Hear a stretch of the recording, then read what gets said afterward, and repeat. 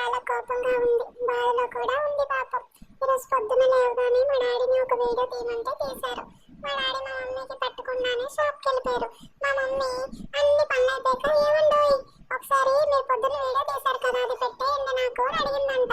దానికి మా డాడీ ఏదో చెప్తుండగానే మా అమ్మ ఫోన్ పెట్టేసిందని మా డాడీ వీడియోస్ పంపించడం మానేశారు. దానికి మా అమ్మ హట్ అయ్యి అలాగా అక్కడే కూర్చుడిపోయింది.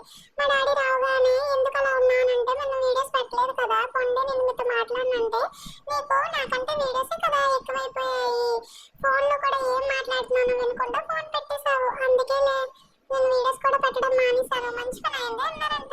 దానికి మా మమ్మీ నా దగ్గర వచ్చి బాధపడింది. పాపం నేనేం చేస్తాను, పోనీ నాకేమైనా మాట్లాడడం వచ్చా అడుగుతాను, నాకైతే ఉంది